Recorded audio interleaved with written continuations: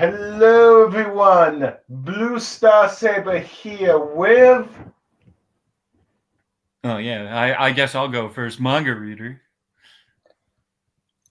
I'm currently eating some tangerines, but hi, lucky here again after 5 weeks. These hiatuses, I don't know. Actually, no, I know why, but these hiatuses throw me off big time because it's like sometimes the chapter will come out, sometimes it won't come out, and well, I'll just be the bearer of bad news. We're not getting a chapter this week. Sorry, guys. What? Viz lied to me. It said in 3 days. 3 days. It lied again. Yeah, and to think, I was looking forward to a My Hero Academia Easter special. Nah, no. Easter special. We wouldn't have even done that. Yeah, I know. I was just joking. Let's see. Would have been What do hilarious. you mean you're Actually. joking? You know you would have tried to pull that shit off. Oh, Be no. like, hey, you guys are available, right? What do you mean I'm available? I know. He just wanted at the right time. That's why he's like, please do. I'm like, well, I'll have to let him do for the next 4 times. Okay, to be fair, well, I figured I'd try and get this done with since technically Thursday would be pretty good this week since tomorrow is Good Friday. I don't have any work, so I don't have to worry about going to bed late and all that stuff. Yeah. Not to mention a bit of Easter holiday relax, and not to mention I feel like I've heard tomorrow may or may not be when the Naruto polls are announced and all that stuff, the results. Oh, see, there was another poll. It's all about priorities for Blue. It's like, no, Priorities. I need to keep the Naruto Mizzle. Let's see. We live and die by it. We live and die. Well, of course, I do also have some Star Wars stuff to do now and then, but yeah. But I figured, you know what, might as well get these 2 chapters out of the way before it becomes a third. Though, granted, like Lucky Chi has been saying, My Hero has been going on a lot of hiatuses again, and it seems like Koei's health is finally starting to affect them. Honestly, I'll be honest here. That concern, like I was concerned before. Now I'm even more concerned with how we're getting out. Mm-hmm. Let's see. Well, now it feels like it's like every other week we're getting it. In many ways, it's starting to feel like Hunter x Hunter. Okay. The difference here with Hunter x Hunter is that at least with the case of My Hero, we're at least in the last arc, I think. Oh yeah. If not the last arc, definitely the penultimate arc, I would say. Yeah. Hunter x Hunter, we have no idea when it's going to end. And as for One Piece, we still got 10 years. Well, we're technically on the final saga, so yeah. Or 20. Yeah, I doubt that's going to be the case, Lucky Chi. But yeah, let's see. But yeah, Egghead is currently smashing it. But yeah. Anyway. But as you can probably guess, though, that is pretty much why My Hero Academia has been a bit absent for like the thing, which makes me realize that when Koei intended to end it this year, it may be possible due to these delays and health and all that stuff. It may be stretched to like 2024, which not necessarily a bad idea because it's the 10th anniversary. It'll be the 10th anniversary of My Hero Academia. And also the 10th anniversary when Naruto ended. A part of me does, okay. I have seen the theory of going around that. Is he just going to shoot for the lucky 400 number and then just stop there? And, okay, here's the thing. If that does happen, I just want to say this right now. Say chapter 400 hits, it's the last chapter, people start bitching and complaining because what else is new within My Hero fandom these days? Because I expect that to happen to a degree, and then watch the following week or so, or like within the next few months, like Koei just reveals, I had to end it because I was gonna kill myself. Okay, you're getting a bit dark there, Lucky Chi. Well, but considering the manga industry, let's be fair, it's not exactly a safe haven. Yeah, let's see. Jump really needs to sort out some priorities there. But yeah, Okay. And I do apologize for going the more morbid route, but if we're gonna be honest about how making manga works, it's not exactly a walk in the park. Yes, I wouldn't mind doing it myself for a career, but the work hours and ethics, well, that's a put offer. But yeah. But anyway, What would you have yeah. to say about that Mangareader? If you don't mind me asking. What? He's asking what you think of Lucky Cheese dark morbid predictions of My Hero. Dark morbid predictions. Not predictions, but okay, like let's say hypothetically, because I've seen people go on around thinking because of like Koei's like health issues that maybe that could push him to ending the series on chapter 400, which we're looking at it. It's like only 16 chapters, which eesh, I don't know. How old even is Koei anymore? You shouldn't be that old. Why is it that these mangaka guys always get sick? Yeah. What do they not sleep or something? Apparently, most mangakas, I think, only get like 3 or 4 hours of sleep a day. Oh, good man. Damn. Unless No you're wonder. unless you're Kodansha, because apparently from what I hear, Kodansha gives their manga like a reasonable schedule, which I'm like, okay. People are in the comment section. Movies are canon now. But I don't know. I mean, I guess it's possible, but I don't really know of mangakas that like try and rush things. If that, well, I guess Bleach was the only one that really did anything. Yeah. I guess it's not out of the realm of possibility. Mm-hmm.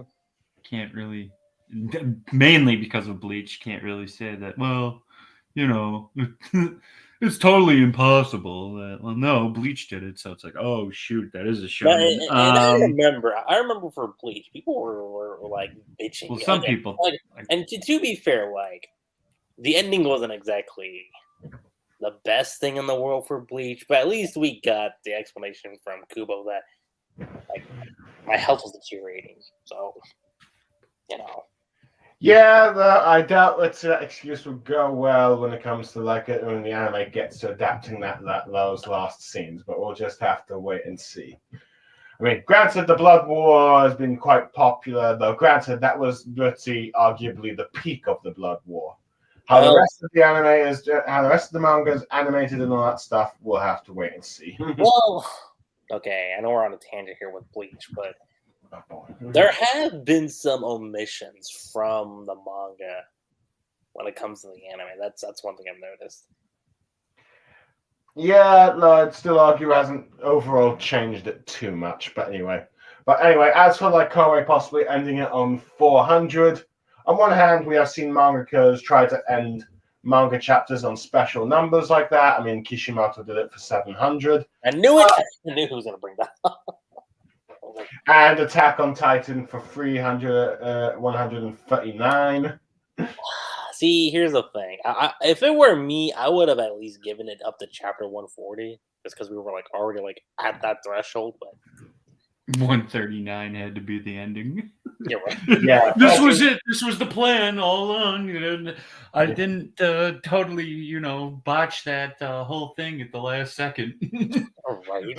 But frankly, I think mangas should stop trying to get to a certain number and say, "Oh, this is how when they're going to end it." Granted, I know that you've also got volume publications to consider, but I think trying to do up to like a special number. I'm still trying to figure out how the Hunter x Hunter guy got through all of Yu Yu Hakusho at this point. Apparently, that manga also abruptly ended. Mangareader. What, Yu Yu Hakusho? Probably. Yes. But actually, did you? There's a letter that Togashi actually wrote out when it came to the whole process of Yu Yu Hakusho. It's actually kind of fascinating. It's fascinating reading a letter. I'm reading a letter to the fans. Just his state of mind. I'm just like, wow. Oh. Well, anyway, I mean, you could always have Koei just go that route. Permanent hiatuses every now and then. Let's see. Well, let's probably not do that because we are on the final arc, and it'll be just like yeah, we're just gonna sit here for a year waiting for the next chapter of the final arc to keep going forward. Yeah. Watch. The last chapter is gonna end with Deku telling Shigaraki, let's finish this now, and then it's like, what's gonna happen next? I don't know.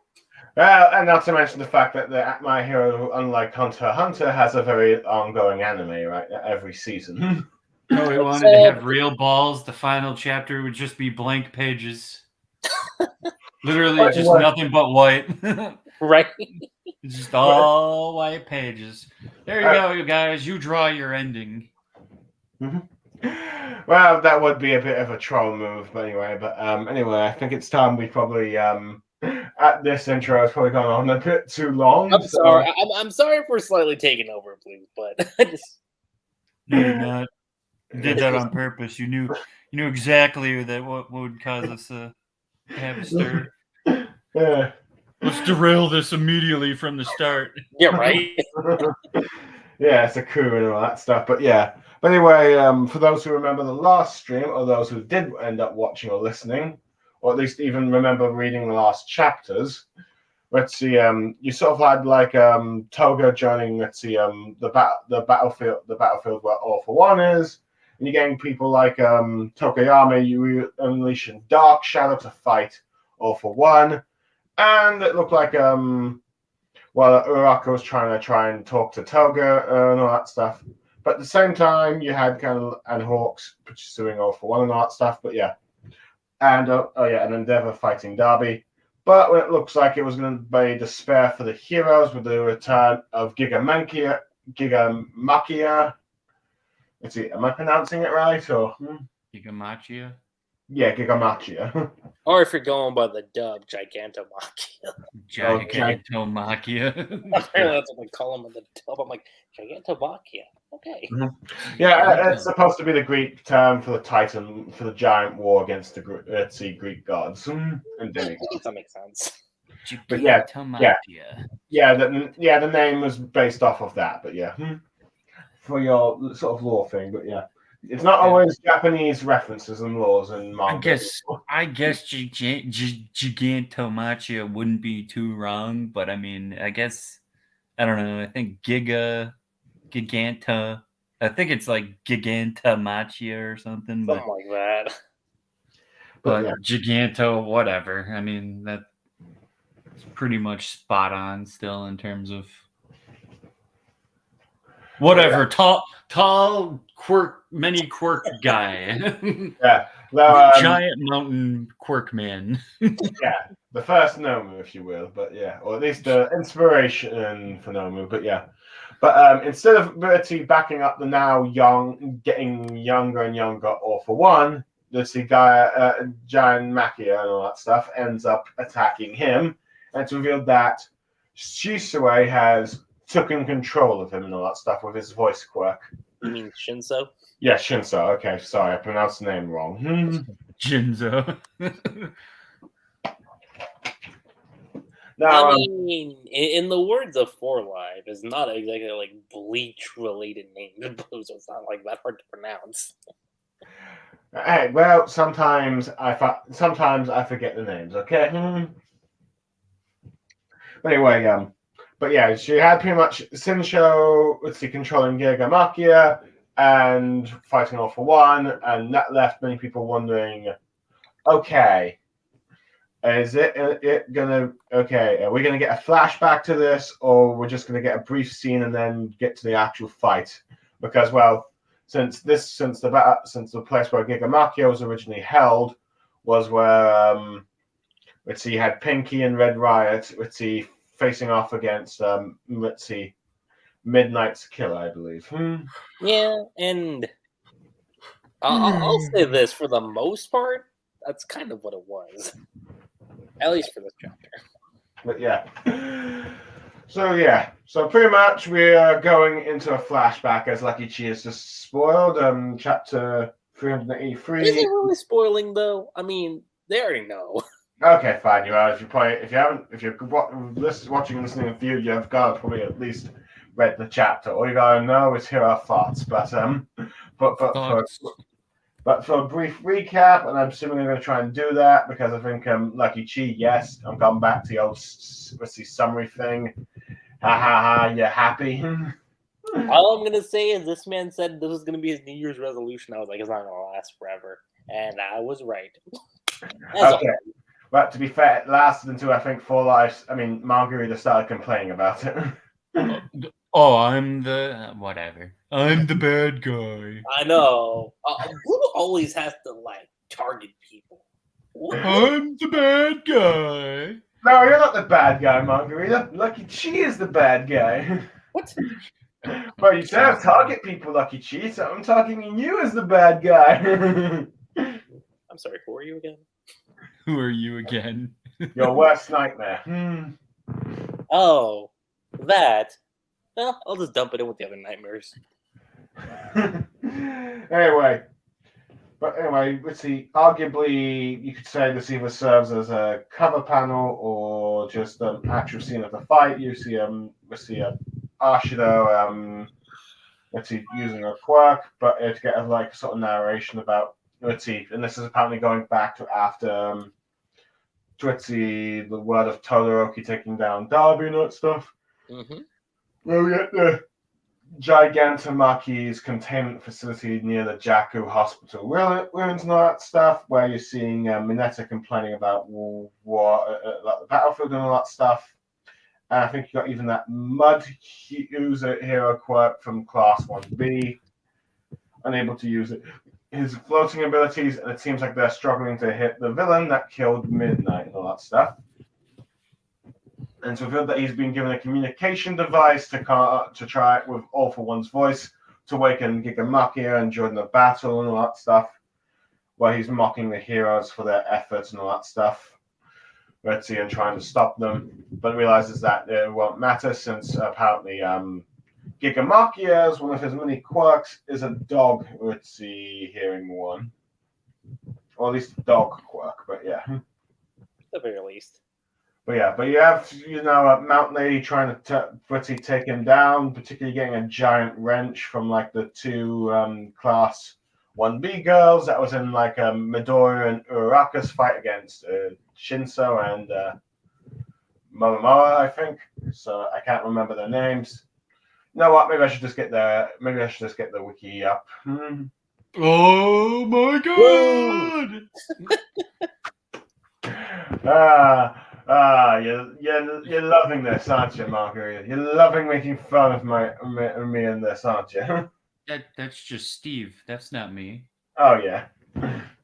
True, that would be Steve. Steve somewhere is laughing his ass off.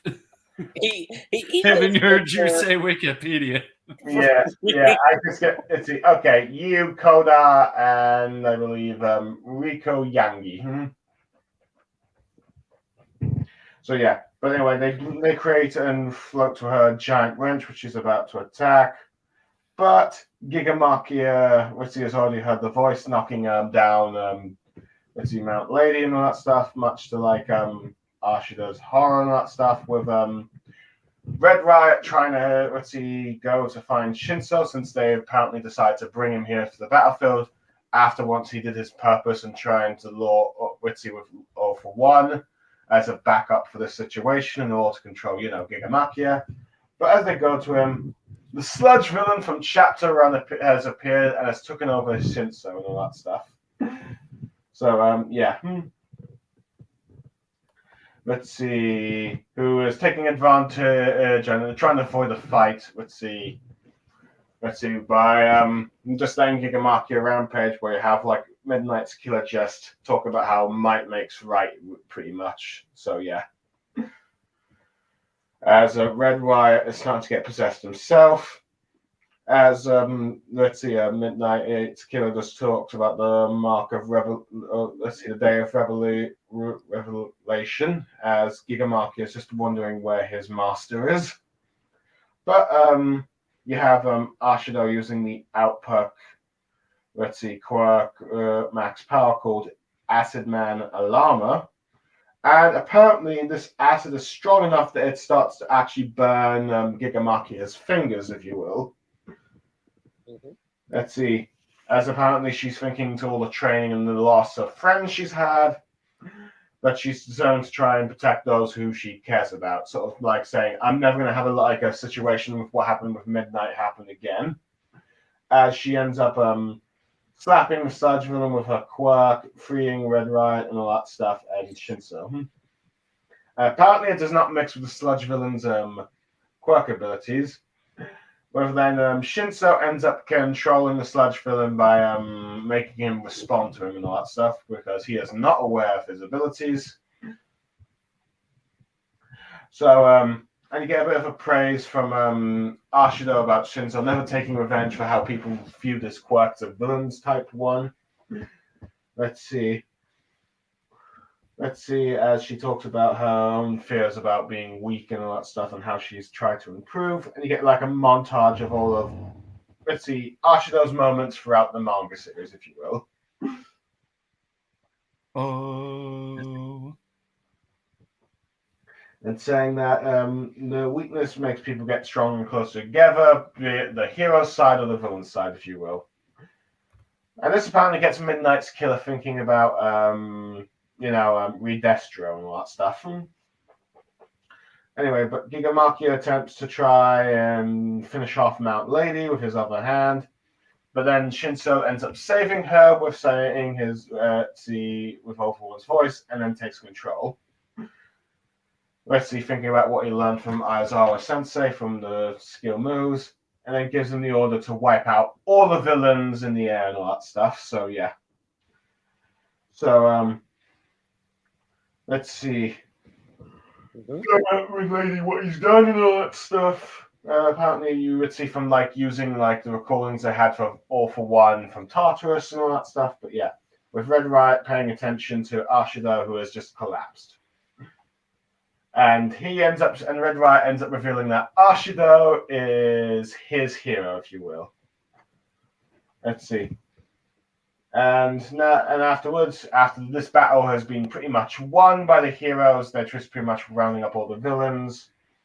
And then they're getting back up from All Might's police buddy that they need reinforcements, in which we get to the final double spanner of where we have Mount Lady and Gigamaki on one side, and maybe another hero and a flying a bunch of giant rocks, from what I can tell from the panel.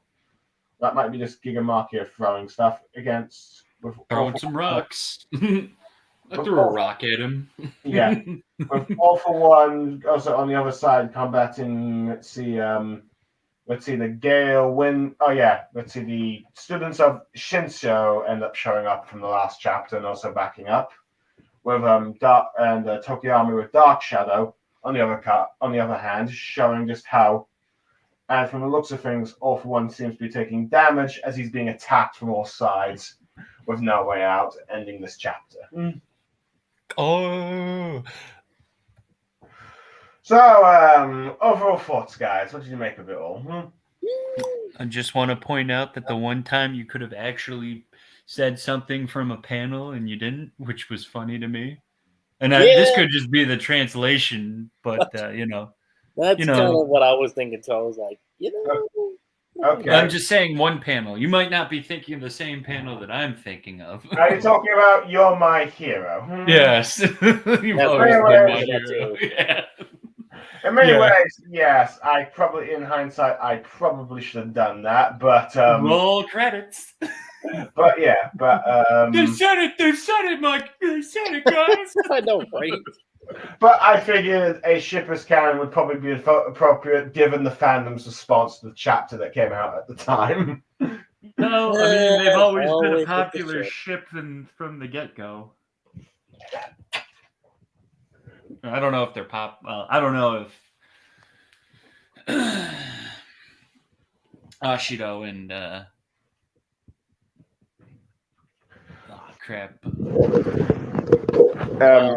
Hiroshima? Hiroshima, yeah. Hiroshima. I don't know if they've been the most popular ship, but I know they've been a semi-popular They've been a thing. ship. Yeah. Mainly, especially when the stuff with the Hiroshima backstory came out.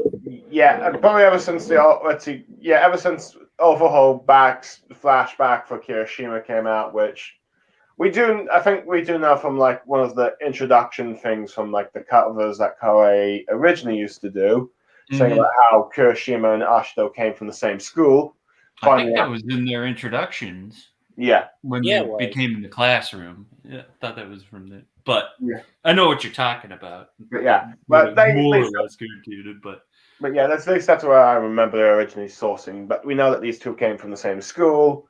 Yeah, And that wasn't really the big catch, but it was like, with it was like the first possible hint of what was going to be developed with these two, I guess you could say. Or watch like, there be like no ship at all in this. Yeah. Watch Yeah. none of these actually amount to anything, and Yeah. Koei's like, you know what? Screw you screw all you who thought there'd be romance in this book. I mean, see, if he's gonna do that, then At least we win without winning, but you know. yeah. No, But I anyway, was gonna say. I mean, Koei did come out. Why the fuck did you put this in there then? No, it's like for anyone who owns the first volume of My Hero, like you do. To be fair, I own the first volume too, but I think it's in the little character sheet or whatever that Koei has a character about. And he did specifically in words. He did say that I have plans for Izuku and Ochiko, like more scenes between them in the future. And I'm like, okay. Just no, because you said that, everyone would be looking at you now.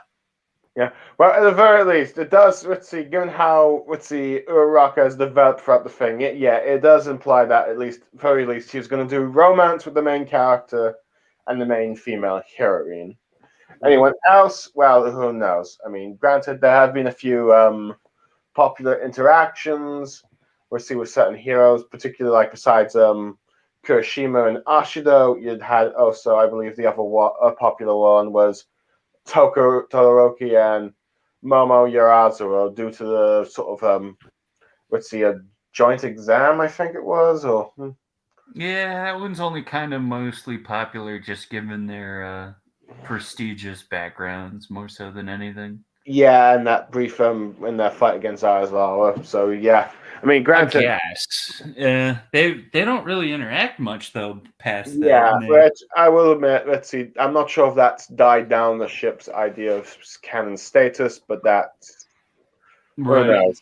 I don't really follow the My Hero Academia fan wars, so yeah.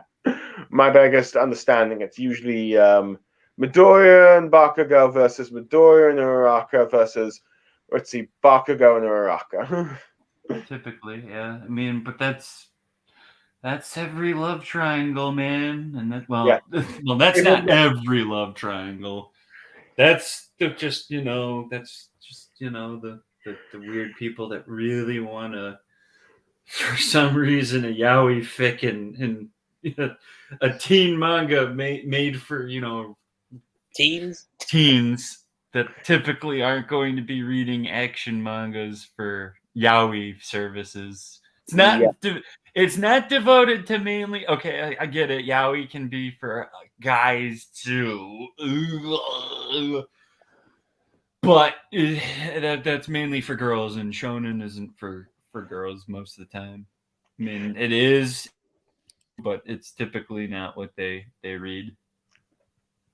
You want to throw a real curveball for the fandom to just have All for One. You have All Might in the corner. You go like, I should go back to my wife. And the fandom goes like, what? Who? What? Yeah, that's a curve. Yeah, the other one was what? Jiro and Kaminari. Oh yeah, that's what I could see. Yeah, that's like the only one that feels like almost. Yeah, so instead of like a Shoto and Yasumaro, it does feel like out of the other ships that are being developed in My Hero, Jiro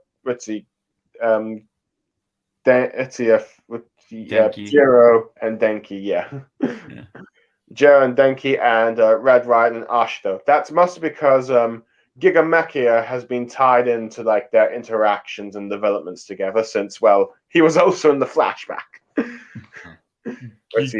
Gigantomachia. Yeah, Gigamekia. That was his second appearance, technically. No, you're saying Gigamekia, but man, there's a T-O in there. Okay, I know. Don't you? We've been over this. It's Gigantomachia. Okay, it's either Gigantomachia or Gigantomachia. Yeah, it honestly doesn't matter. Okay, Gigantomachia, yeah. Big giant abomination ripoff. big mountain man person thing. Let's go with that. But yeah, Gigantomachia. Due to his second appearance in their flashback, he has been rather tied to their development at the very least. When, at least with the Paramount War, when they encountered him again, and Ashido realized it was him and froze. In many ways, this chapter is sort of like the reverse, but this time she comes to save her Red Riot Witch. Did you just say the Paramount War? Paramount War? I don't actually know. I didn't pay attention. That was But if supposed you to be- did, that would have been it's funny. Okay, supposed to the Paranormal? paranormal war. Sorry, I've been reading One Piece. He's talking apparently so fast that he's combining words. Okay, sorry. You're not talking fast at all, man. I'm just making a joke. Sorry, I'm speed reading. I'm trying to say I've been reading One Piece lately, and I guess I've just got the wars confused. What do you mean you've been reading One Piece? No one reads One Piece. 20 more years, folks. 20 more years.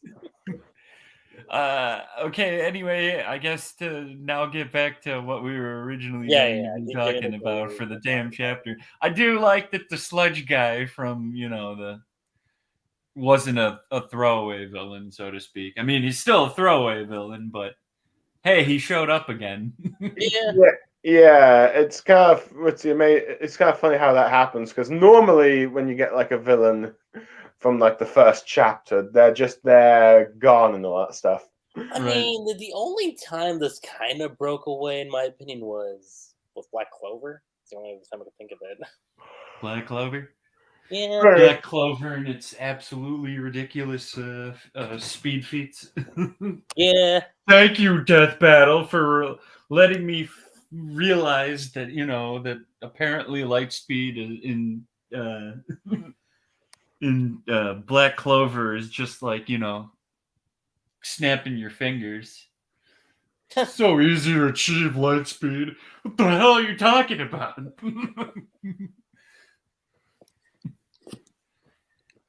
But yeah. That being said, though, I don't know if this is. I don't know if it was really necessary to bring this guy back, but I mean, Koei's already dead struck on like bringing back everything at this point. It feels like so. Be prepared for some other random obscure thing that we probably forgot about. Yeah, see, the only villains I can think of that haven't returned back is like all of Overhaul's goons right now. I don't even know if they're alive, to be honest with you. I'm sorry. Let's see, but yeah. Well, let's see. At the very least, I don't know the one that Kirishima blocked against. Let's see. That guy might show up. Yeah, but he'll probably be on the whatever reason. But most likely. But I do like it. But yeah, it is kind of nice to see Sledge villain back, and yeah. In the sense, it does. Let's see, this chapter does match up what we know about his cowardly personality. Is that he feels most best taking on a hostage to try and escape and all that stuff, and then run away and all that stuff, which ultimately ends up being his downfall. But yeah. I'm trying to figure out though, in that panel, was it Shinso that just stopped him, or is it Oshido's acid? Yeah, it was Shinso with his Actually, it might have been a combination of both. I think it was probably both. Yeah, he called out the sludge villain, he responded, and then he froze. That's right. Yeah, I keep forgetting that he has to make someone talk to him, and then he immediately has. Yeah. So, yeah. So then he has complete control over them. I'm kind of surprised that did he ever really say that he had like how many people he could control? I think he said. I think so. I think he said that. I think he could control 2 or 3 at best. Ew. Given the I don't remember him actually. I just remember the reason that he wasn't a hero was because he had to force people to talk to him. Yeah, something like that. But yeah, Mangareader, it was probably 2 or 3 people because he controlled at least because when it came to like the UA Sports Festival, he controlled the Tailman and the dude that can move about rockets all over the place. What he said. let's see, from class 1B. What is that? Yeah. I believe it is. I believe that student is. Let's see, Nira Genki Shoda. Let's see, but yeah, he controlled at least those two, I think. Let's see for that bit. So yeah, but I do like how the Sarge villain is still pretty much in character, like just using a hostage and all that stuff. So yeah. Yeah, that's about right. And but yeah, so it goes to show you just how kind of cowardly this guy really is. But yeah, but I suppose it makes sense because let's see, he never really joined any organization. Let's see all that stuff. He's probably just doing it, joining these villains because well they're strong and it looks like they're going to win. It's kind of like a bit of like real life wars where people do not get involved in wars until they know they're going to win or lose. But well, yeah, if they're gonna lose, then they just leave if they can. Yeah, or just get to Mars. Yeah, they desert. That's why they leave because they know they're gonna lose. They want to live, man. I want to live. I was talking about people joining the war. Who joins a losing battle? I know, Blue. Okay, I just can't win with you guys. You guys just. What do you mean? What do you mean? I don't know what you would be discussing there, though. At that point, it's like I know what you're saying. People join battles that they're gonna win, but who joins a losing battle? Probably who joins the losing side and goes on like saying, "Yeah, okay, this is gonna be the best thing in my life." I've got an answer for this, and it's not a good answer either. It's not a good answer. Maybe they just pity the losing answer. It's like, you know what? I'm going to join the losing team. I was like, pity you. Yes, I'll help. I might die, but I'll pity you. Right. Oh boy. I guess you join the losing side if you have a death wish. But that being said, though, Keep going, since we want to keep the mortality of all this shit going, for real. Way to start us off, Chi, man. You just ruined everything. You're welcome. You ruined it. There's no happiness in this. There's just no happiness. Hey, I'd rather it be this than whatever else. We're lying. Whatever else, Blue. We're lying about being happy. Yeah. Yeah, fine. What do you have to say, Blue? What do you have to say, man? What else I have to say? Well, depends. You want to continue on with this topic or get on elsewhere? No, I didn't want to continue. No, with this Blue, topic. come on. but I do like the sort of cameos you're seeing of some of the other members of like Class A and Class B throughout, trying to help take down certain bad guys or help assist. Well, particularly against All Might's killer. I mean, sorry, not All Might. I mean, All Might's killer. Midnight's killer. Midnight. Well, to be fair, I mean, they are still trying to fight the guy that tried to kill All Might. Yeah. Good God, this man is a freaking. That just shows how fucking powerful All Might was in his prime. My God. But I do like how you just got like Class 1A just scouring about, even helping like Mount Lady with this, particularly with that giant wrench, I believe. Or whatever it is. How did she? Yeah, I don't even care. It don't matter. And I think one of them has a sort of gravity thing, and one of them has an enlargement quirk. That's what I'm recalling. I mean, I could be wrong, but yeah. Jeez, Mount Lady sure likes drawing her a lot recently. Well, to be fair, she was originally supposed to be the protagonist, the female protagonist of the series. He's like, well, you know what? I gotta keep this going. That. Yeah, that's wow. That brings everything into perspective now. Take that, Ochako.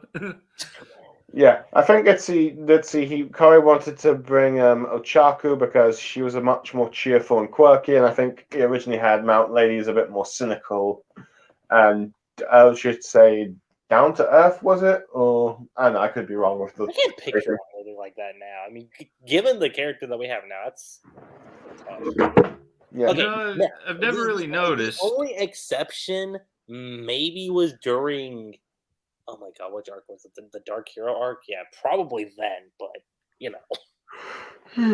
which is what it is. So she has the ability to grow, right? Because I'm trying to think. Yeah, it's more or less like Ant-Man in a way. I was gonna say, yeah. Let's see. Did we ever really know what? I mean, what is the downside of this particularly? Obviously, you might slow down. I don't know if that's true though. Question, actually. Is it just you become a bigger target? Is that really what's considered the weakness of her quirk? Probably. I mean, I don't know. I mean, to be fair, they weren't really exactly the highlight of the fights, except for being captured by Uraraka was pretty much their moment. What are you talking about? I'm talking about Mount Lady's quirk, man. I thought you were talking about the two Class B girls. No. I'm talking about like what I mean, because again, I this is something I always bring up. It feels like every time we have these discussions, like you know how quirks have like there's always the whatever it gives you, and then there's always some form of like negative backdraw, some crap because Koei didn't want to make his characters be like these uber powerful guys that don't have any drawbacks or something. So, like, obviously with Todoroki, well, in this case, Shoto is who I'm talking about. His problem was if he uses too much of his fire side, he overheats. If he uses too much of his ice side, he gets frostbite, yada, yada. Or in Tokoyami's case, obviously, the more darker it is, the more hard it is to control his power, but the more powerful he gets, where in Daylight, the weaker his quirk is, but the more control he has over it. Well, which we haven't really seen that much of. Like now that you bring that up, I'm kind of thinking about that. I'm like, no, we haven't really seen those drawbacks like come into play yet. Well, I mean, we've seen it with this one at least because they did say that Tokoyami they wanted to block the sun out as much as possible. That is true. Yeah. Well, I'd probably say for like Mount Lady, I think due to the fact that she wasn't going to be one of the major characters, Koei decided not to try and say, okay, this is Mount Lady's weakness. But yeah, my guess it would be her size would prevent her from sneaking in certain places and all that stuff. Which I mean, she can shrink down, but obviously that means then she's just like pretty much a regular human at that point. So yeah. But I don't know. I don't know if growing makes her stronger, or if it just means she's just now. I assume turning into a giant will give you the strength of a giant. Give you the strength of a giant, but is the proportional to? Is that to basically? Would you still be able to essentially lift what you were based on that size? You know, there's like these types of questions that you just gotta ask me. There are certain schematics you gotta take into account. It's like ants are able to lift 10 times its own body weight. We're allowed to lift like 40%. Well, given the fact she's using a giant wrench as a hammer, if you will, trying to attack like the main villain of this. Sure thing, but is that wrench? We don't know how much that wrench weighs. I just can't win with you, can I? I'm not trying to say that you're trying to win. I'm just trying to be as, totally as facetious of science in this case. Yeah, I know. This is where Senku is needed. Senku, tell me. For real. Yeah. But the one shining light. Actually, no, there's a lot of shining moments for Dr. Stone, but Senku's definitely one of them. Senku. Well, he's the main character. I would hope to God he's the highlight of the. That's the main character.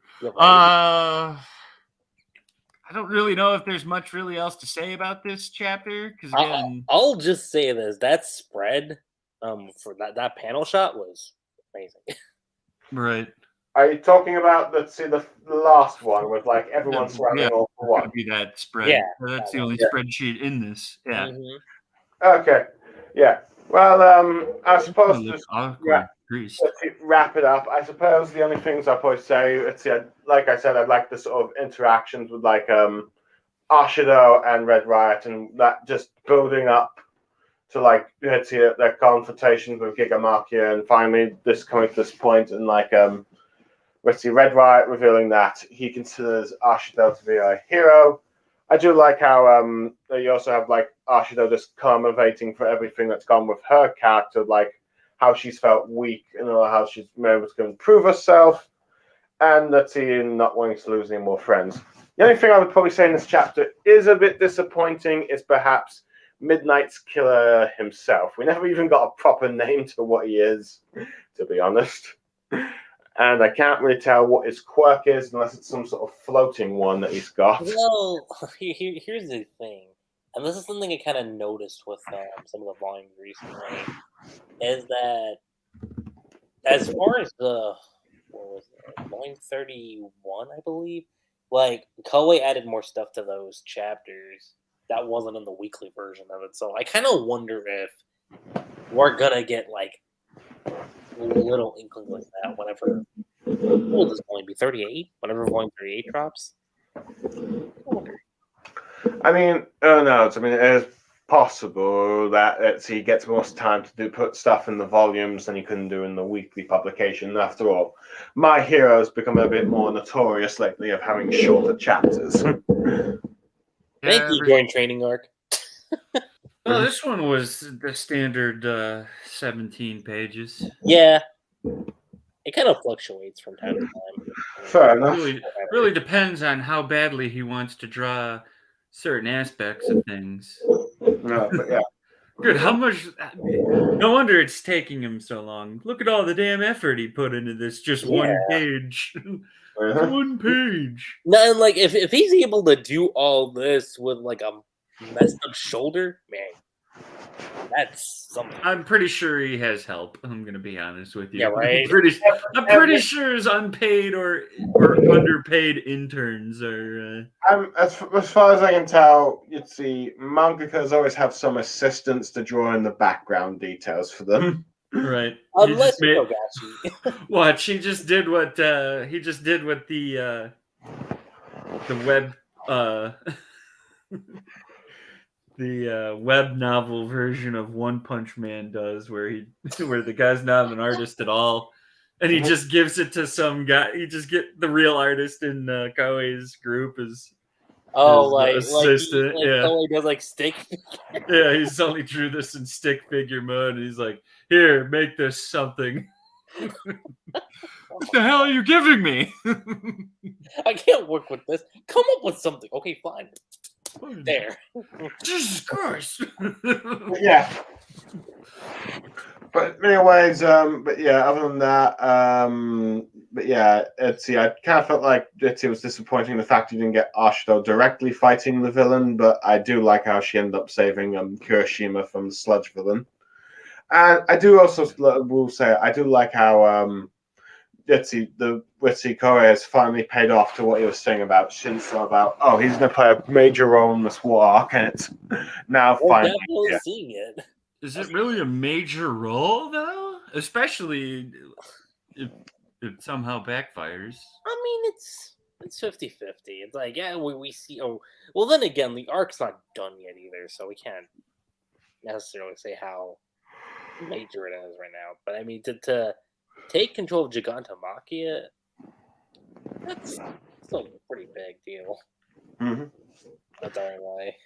Yeah, and it's arguably something that they probably need to turn the tide because, well, probably fighting All for One and that giant at the same time would be suicide. There's a theory that's been going around with All for One, and it's something I've been thinking about lately. But with him like getting younger, like even younger than before, I kind of wonder if this is gonna be like a side effect to where he gets so like time reverses so far back to a point where he doesn't exist at a given point. I mean, I don't know if that would be an anticlimactic way of like taking him out, but well, I think given how people have responded to reboots and see continuity stuff like that, like Ichigo probably wouldn't be the best idea. It's a theory I've been thinking going around. Like,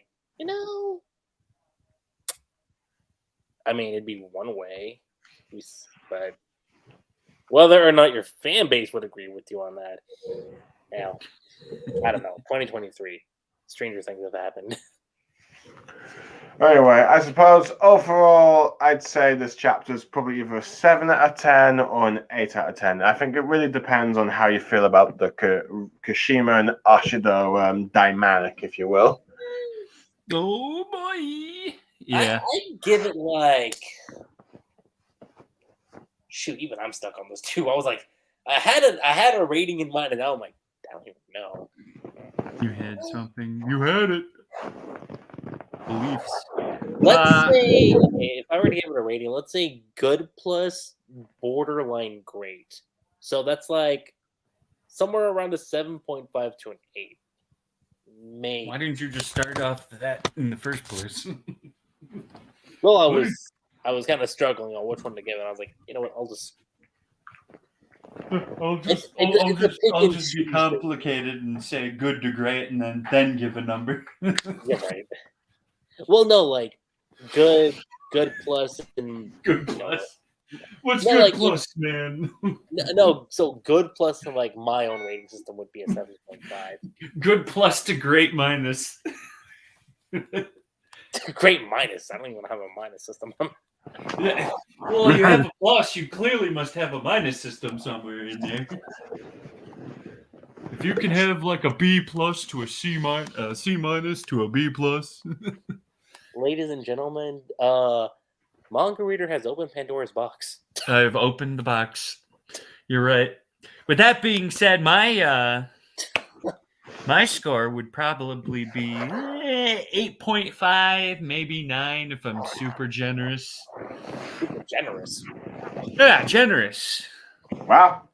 I feel like I'm in a less salty mood for no reason. Wow, I have to admit, you seem a lot more positive this chapter. I thought you'd be a bit more critical of it. What could I say? The art always does wonders for me. It does. That's definitely what I would agree with too. It could have no words, and I could probably figure something out. It's not as far as how they got to Giganto Machia getting where he is. It's not the worst thing that they could have done for story wise. So, I mean, I've come to the acceptance that a lot of the mainly female characters in this manga are never going to really amount to anything outside of maybe the occasional defense. So it is what it is with Ashido in this chapter. I'm actually kind of surprised to see Kirishima beat up like crap. His whole quirk is supposed to be basically solid as a rock. So, to be fair, when it comes to Kirishima, he seems to have a 50-50 streak on being a badass winning his fights or getting his butt kicked. Yeah, we didn't even see him get his butt kicked in this one. He's just beat up somehow. I know. Like, when we got the last chapter, I was like, "Damn, he probably had to go through a lot to be in that condition." Apparently, the explosion did too much to him. Yeah, that's where I was like, man, like I kind of wanted to see how he got there, but you know what? I get. Well, what's that phrase go? Beggars can't be choosers, I guess. You were begging in the first place? I guess. Oh, well, then I feel sorry for you.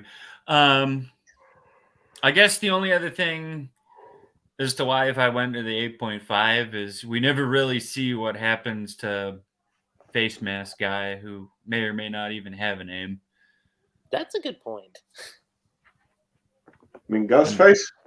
No. Sorry, I've been thinking of Scream lately, sorry. Scream. Ghostface? Yes, let's see, Midnight's Killer. Yeah, well, whatever his name is, because he has no name. Yeah, I don't think he did. I don't think we even knew what his quirk was. Introduction. Unless it's some mind control thing, but from my understanding, he seems to be able to float somewhat, though whether or not that was a gift from All for One, I do not know. After all, you did have All For One give him the sort of toolbox to try and with his voice in, which to be fair, that was actually clever of let's see, put it in, all For One. Yeah. I got a mind blowing. I guess it's not mind control then at that point, but I guess given the mask, maybe it has something to do with error. Maybe I don't know. Maybe. I'm surprised. This is kind of outside Koei's usualness. Usually he tries to show us something. I'm more surprised that we see Mineta and Sero here, and they actually do literally nothing. So, Nothing, right? Which is funny because Mineta's his favorite character. You think he would have had some role in this, but who knows? Well, given the fact that in the present they're back to they joined the All For One battlefield, I think now probably you get Mineta's time to shine, and let's see that one. I would laugh if Mineta is somehow the key to victory. That would be great, actually. Mineta is like the secret key to success. But yeah, I could actually. That would be true too, to be honest with you. But yeah, I wouldn't be surprised if Koei finds some way for him to help in the sort of Toga battle. But yeah, anyway, I think he could actually help in the Shigaraki battle. Oh, okay. I think I'm not saying he will. I'm just saying I could see a way how Mineta could help in that battle. Could you imagine if Mineta's the one that we lose? Yeah. What? Like Mineta's the one that bites the bucket at the end of the sport. I'm pretty sure everyone would be cheering their ass off if that happened. I mean, of all the perverts in anime and manga, he seems to be the one that's the most disliked. Which is weird because he doesn't really. He's so tame for some of the more perverted characters we've had in the series. I think it's due to the fact that out of all the other perverted characters have other aspects of their personality that people find appealing. Roshi had other appealing factors. Yeah, right? Okay, the majority of them, like Jiraiya, let's see, his relationship with Naruto, his book. Yeah. Well, Jiraiya's probably the only one that stands out, though. Let's see. What about Sanji? And Sanjay, his cooking skills, his rivalry with Zoro, etc. I was gonna say, I've seen on Twitter so many discussions on Sanji why he's like 50% good character, 50% the worst character in One Piece. I think the worst character comes from Fishman Island. I remember Blue having a big fuss about that. Well, I remember. Oh yeah, I think it was either Holy Jones or Princess Shirahoshi that people complained about. No. Well, apparently, I guess some people feel like Sanji isn't written consistently in how he's his portrayal of treating women is. Yeah, and I think it's also his victory streak in the time skip wasn't exactly stellar until recently. Oh, yeah. I don't. Well, no. I mean, one thing I was reading was when he got his mind transferred to Nami's. Yeah, I think Alda went too far there. Didn't want to hurt women, but was willing to smoke with her body, and was able to, pretty much. Yeah, all the other things. Like I said, that's why I've said I've seen people. I've seen like weird rants on Twitter about Sanji being both the best and worst character in One Piece. But to each their own on that one. I never really actually. I only keep up with One Piece through Blues essentially, and everyone else on Twitter apparently is a big One Piece fan, so I get spoiled on everything despite not really reading it. So yeah, only time I ever talk about it is if I never really see you two on Twitter talk about it. I'm just saying I know Blue talks to me about it in these discussions sometimes. Of course, I do sometimes ask your permission to. If I don't really care, and I don't really ever care if you spoil something to me because it's always interesting. I don't know because it really doesn't matter if I catch up or not at that point. Okay. Well, anyway, I think it's probably best that we now move on to the actual second chapter. Oh no! It's a small world. Yeah, it really is. Small world after us. Now, granted, we can either do the full summary like last in the last chapter, or we can do it piece by piece. How would you guys prefer it? Let's see here. Are you actually aware of this chapter? Is that why you're being questioning? Yes. I have read the chapter. Apparently, well, yeah, I was going to say the halfway point gets really weird there, so. Yeah, it does. So, do you want me to summarize them to a halfway sort of certain point, and then we talk about what's going on so far, and then Fine, talk about the battle part, and then we'll do the weird cutoff that Koei decided in this chapter. Okay, yeah, we'll do that. We'll do the Mangareader approach. We'll do it the Mangareader approach. Yeah, that's how I would do it, guys. I'm making a suggestion here. But anyway, we get like immediate follow-up where you have giant Maki just throwing a giant bowl of rocks at All for One, and just like let's see, you have Tokuyami just praising Shinso's quirk ability and all that stuff. Though Hawks knows that this is a gamble, since if he gets hit enough, let's see, giant Makia will revert back, so they have Mount Lady here and all that stuff. But anyway, but as All for One's being attacked by giant Makia, he realizes that okay, so this is how the Aoyama family was able to fool him and all that stuff. So yeah, and realize that it's some sort of manipulation quirk. You mean to tell me the symbol of evil was thrown off? Yes. Yes, Lucky Chi. Let's see. Shinso, let's see, a minor character from 1C. Let's see, who will be transferring to the Hero course next year, which is technically should be now, was able to pull a fast one and All for One. All I have to say is Island would be disappointed. He'll be like, for real? Well, I suppose one of the positive things you could say is that even All for One doesn't have everything. Even All for One's plans aren't 100% foolproof.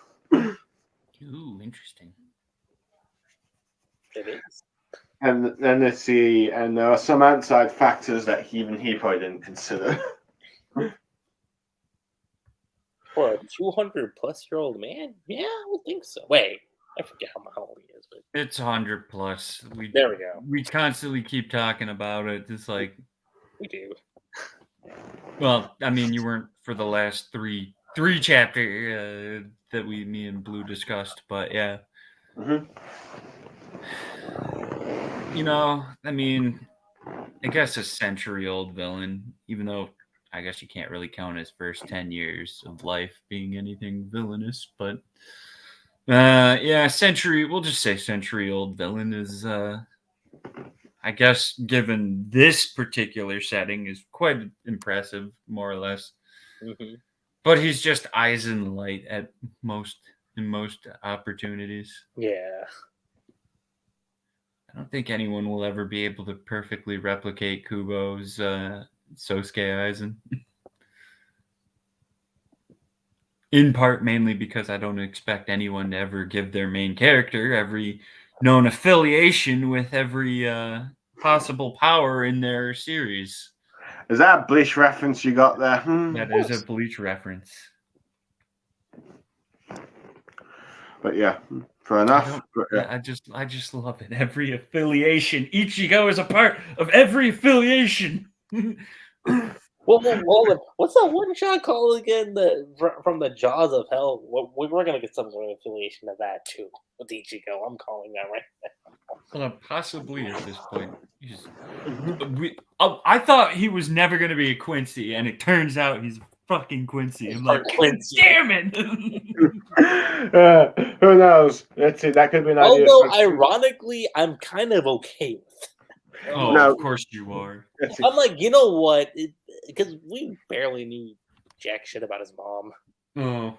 And I was like, well, okay. I but she's a Quincy. I was like, well, okay, I guess that works. Like, Oh, I guess she's a Quincy. You did not just go there, Kubo. This man is already a Soul Reaper. This man is already a Hollow. This man is already a Fullbringer. he's part of wrong card. Well, who knows? I guess a that's wrong the card, like I said, but that's a Hollow essentially. He's That's got the true, Hollow yeah. form, but yeah, Yeah. but yeah. Vestal Lorde. Well, I guess it goes to show that one thing that we were getting Mangareader to do a stream about Bleach. I can do Bleach. Yes, I know 100% everything mostly about Bleach. So Yeah. So yeah, let's see. We could probably do a discussion. Let's see we could. about Ichigo's character. I actually love Bleach more than anything. So that Okay. yeah. Yeah. But who knows? Yeah, we could probably do a discussion on Ichigo's character. Wait, And was Mangareader there for the? He's not bad. I'm just saying that Okay. Kubo just decided, out of again. Go the jack of all trades route. Yeah. Yeah. Yeah, I just fair don't. enough. It's just Ichigo's funny. Only one attack. What do you mean? This man went 500 or 600, I think, chapters with only having one attack. That's like having Goku only have fucking Kamehameha for some reason. That's it. I guess we could be the pros and cons of Ichigo's character. Well, on the one hand, when we do see Ichigo fight, like it's never like cons like where he's like in like every battle that takes place. It's like usually against the final boss. Yeah, but regardless, I mean, what? So are we literally discussing this battle? Did you already somehow summarize all that?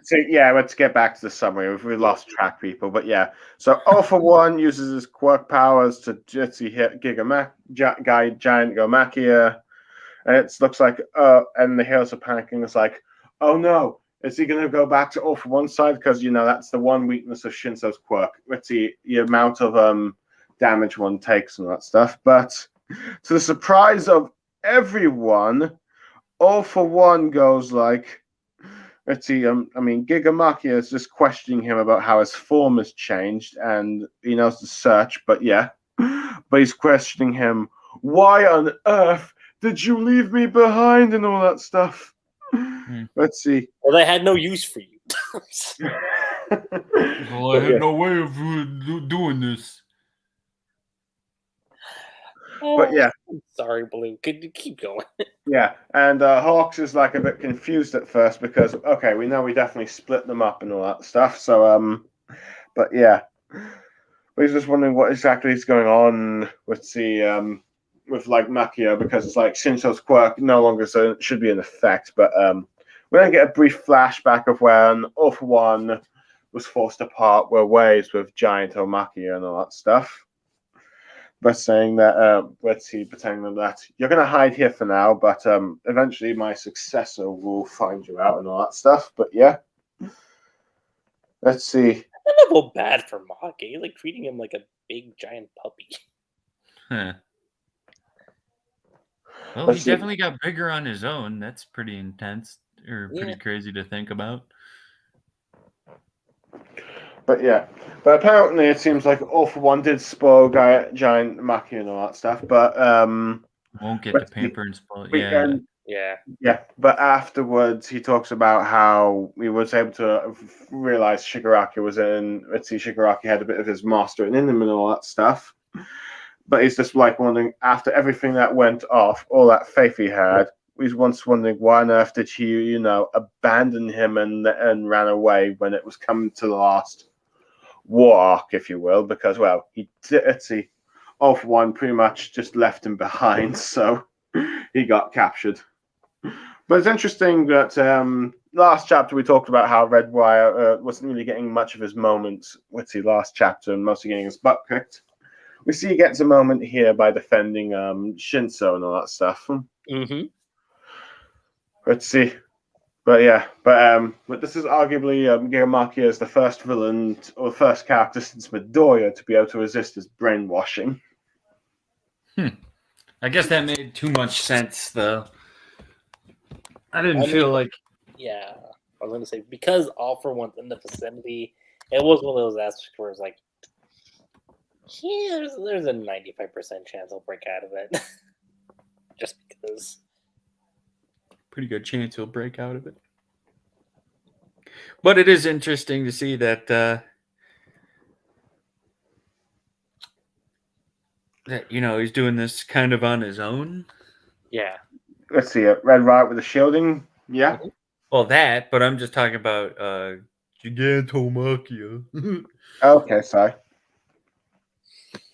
Because Shinso is just talking about how, his quirk doesn't really Oh, do yeah, because Midori needed the help of the other users. Right. That is true. Gigantomachia is just kind of basically Shigaraki in the sense that his rage is overpowering. Like, what's it called? Willpower. Yeah, I Yes. guess just due to his own, let's see, willpower and not to mention him being an unstoppable force of nature makes it very hard to control him and all that stuff. I don't even know if he's controlling him now, though.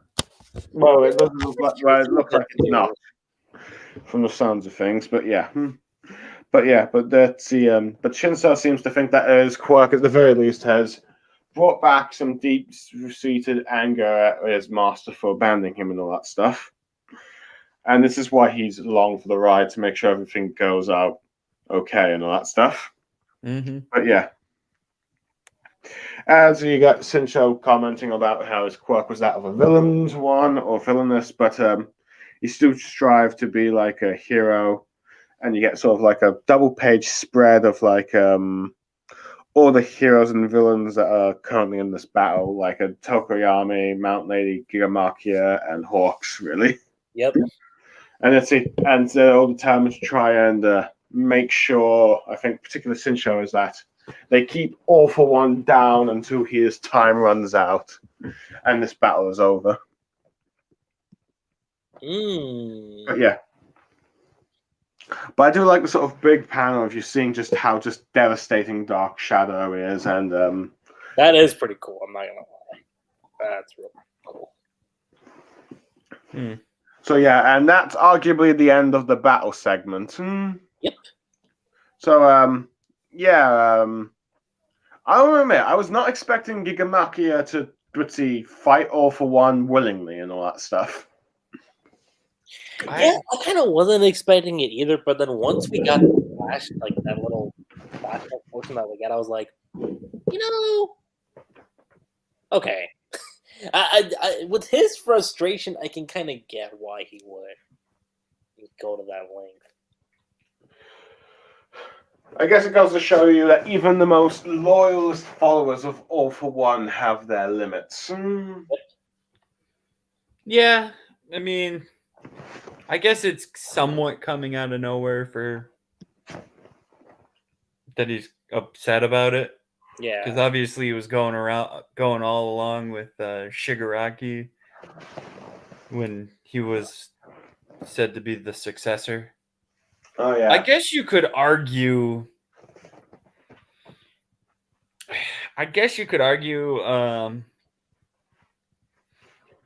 That he was just doing it. One, because All for One said that he should follow his successor and whatnot, and he ended up doing it. But I think there were some glimpses throughout that were showing that he was still kind of just doing it because All for One was still around somewhere. So I guess this might not be 100%. I guess you would have to really, really focus in on things, like really subtle hints, maybe at best. Sorry, go on. I was just gonna say subtle hints at best about Gigantomachia being kind of mad at All for One not really being around, but yeah. But I think, it seems like it seems like that was the seed of his doubts, and the final straw for him was pretty much being left behind in the last war and all that stuff. Yeah. Which is like, I have followed your every command, waiting for you to come back and treat me like you used to, but instead you abandoned me. Yep. So it's like which obviously I think if Gigantomachia could, he would have broken into Tartarus himself to rescue his master. If Command he probably could have done that. Yep. Granted, that place would be in much more devastation than now, but still. But yeah. But yeah, but I did like to sort of. But yeah. What else is there to talk about? Oh yeah, I do like how the heroes just comment that it's always a bit of a gamble here, particularly just to bring him here. But it seems that that's a gamble that's paid off. But I think the most interesting thing is, Shinso and all that stuff. But yeah, I guess in some ways it does make sense that Red Riot would also protect him because, well, he did so once during the Overhaul arc, I believe. But yeah. But it's kind of interesting, at the very least, with the stuff with Shinso and all that stuff, and those with quirks and all that stuff. He's able to finally accept that his quirks aren't as evil as people make him out to be and all that stuff. Well, he said ultimately what he was saying was that his ability may seem villainous to most people, but really what he said is, but it can't actually control a person's heart, is what. If you read that word for word, that's what it says. So, Fair enough. on the surface, on a surface value, it seems like, well, why would you want to control someone? But him knowing the limit of what his quirk is actually capable of, he knows that he can't change how people actually feel. So, yeah. In this case, I don't know if he's actually. I mean, maybe he's still controlling Gigamachia, but if he's not, then Machia is basically doing this of his own free will, essentially. So yeah. Now, the only question is whether or not Gigamachia would fully betray All for One, or will he eventually come back to his side, or will All for One be forced to kill him and all that stuff? That's a good question. Obviously, we won't know. But hopefully Koei doesn't make this like super ridiculous, because again, Deku might have one more trick up his sleeve somehow, maybe. Or maybe he's somehow still not using 100% of his power. But I don't know how much more in the scales you can tip for All Might Shigaraki before it starts becoming really ridiculous. So hopefully it doesn't come to that point. I'm begging you, Koei, please don't make it any more ridiculous. Please end it here. Please don't let All for One somehow make it in just barely nick of time to instill his whatever onto Shigaraki. Okay. What about you, Lucky Chi? Anything that you think we might have missed, or what you feel from what we've seen from the beginning of this chapter? I don't know which one I could add than everything y'all have mentioned so far. And everything talked about with the I was yawning. events. I mean, I guess I kind of noticed that Gantamaki is starting to get some cracks on his head. Noticed that in one of the panels, but yeah. Who? What? Huh? And on the spread, like right before we see them go for the attack. Like, if you look at the panel with just Gigantamakia, there's like cracks, like that's like on his visor. Yeah, his visor. You folks like sort of Natsu's scarf? No, the visor he has on. Okay. Oh yeah. Yeah, like I noticed that it's cut, like it's like starting to peel off.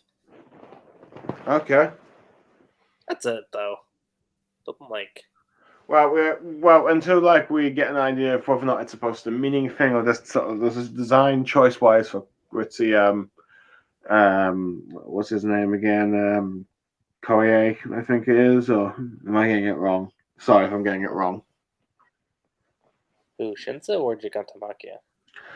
Okay, I think. Hold on, Lucky Chi. I'm just trying to stay awake. But yeah, Gigamaki, I think. Yeah.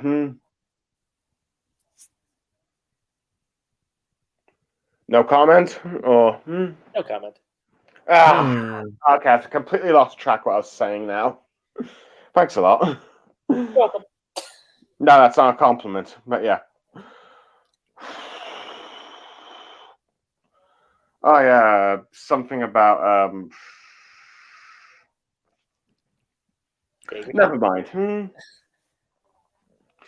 Yeah, curse you, Lucky Chi. I'm now mad. Anyway, don't blame me because you lost track.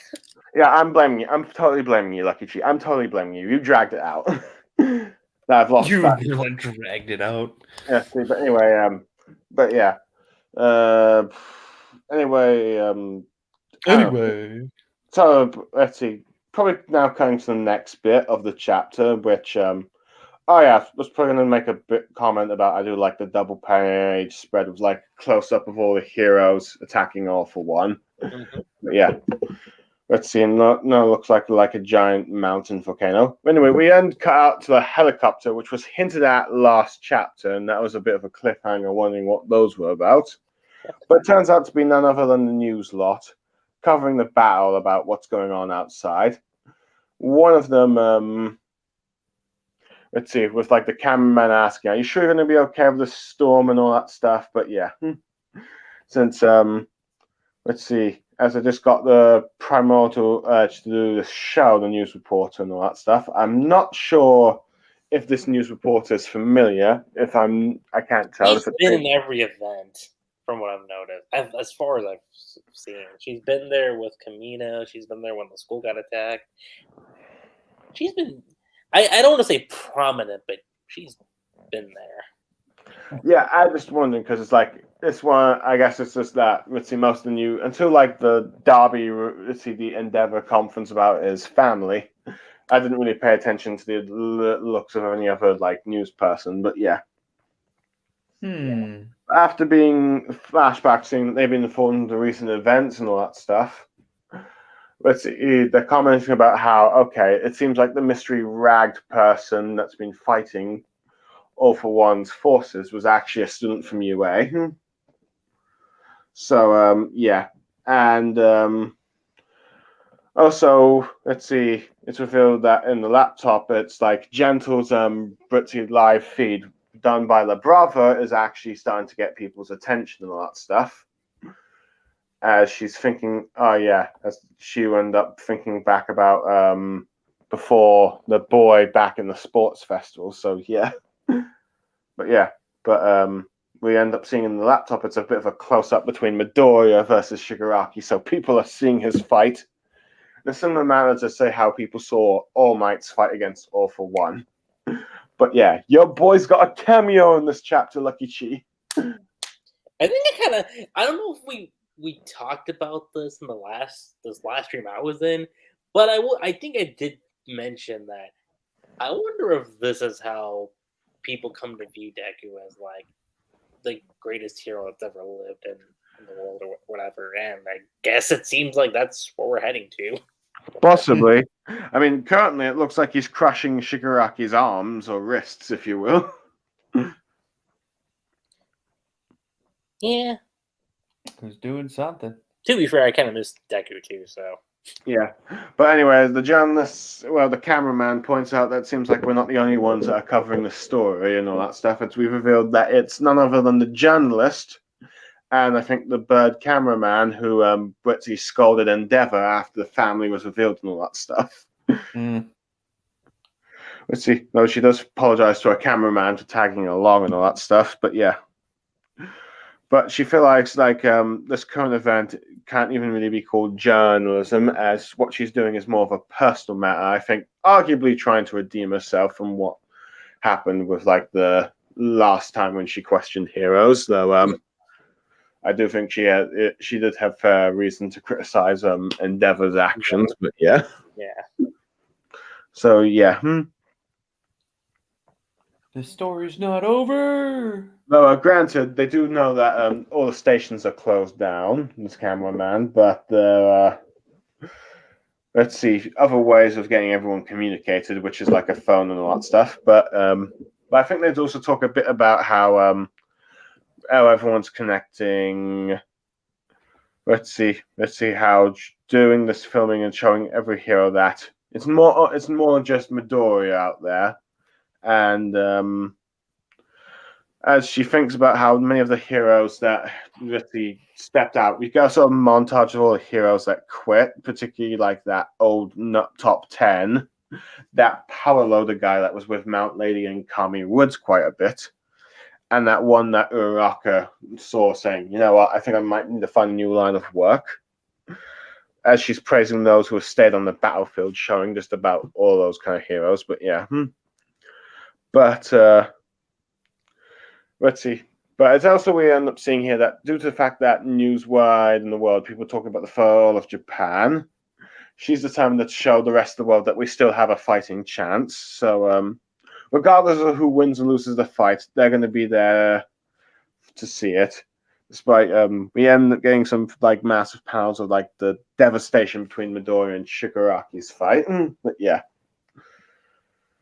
But they're hoping that by showing this they can unify the world, and we end up seeing that the views for like this Gentle, or I believe Gentle's channel, it's gone from 7,000 to 600 to 20,000 to 306 in a small moment. I'm assuming the thing is increasing much more.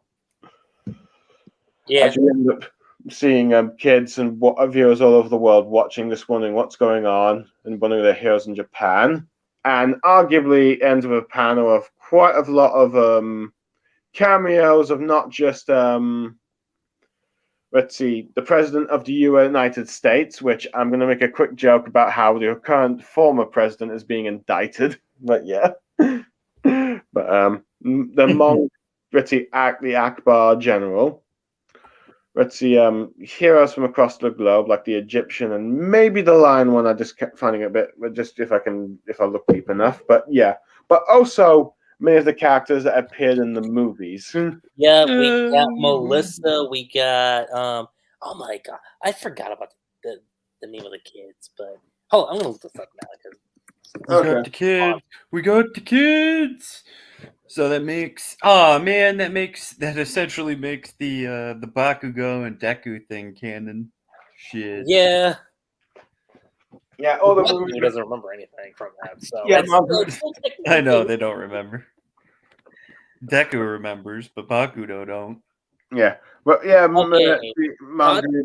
I already knew. I knew deep down that these were all canon movies anyway in the first place. But so it's Katsuma and Mahuro. Yeah. Names.